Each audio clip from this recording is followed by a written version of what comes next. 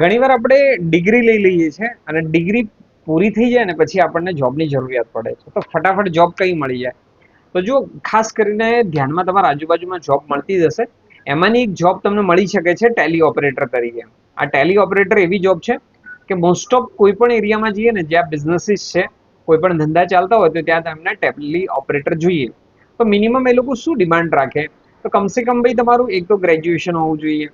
ગ્રેજ્યુએશનની સાથે સાથે તમને ટેલી સોફ્ટવેર તમે શીખેલા હોવા જોઈએ. અત્યારે તો ટેલી પ્રાઇમ ચાલે છે તો તમને ખ્યાલ છે.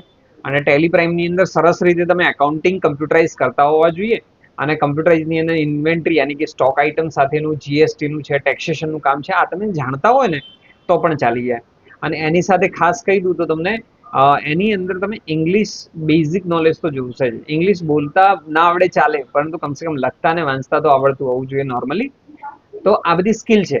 અને એ નહીં તો વધારે કંઈ નહીં તો તમે ક્યાંક આજુબાજુમાં 6 મહિનામાં નાનો મોટી જગ્યાએ ક્યાંક અનુભવ લઈ લો.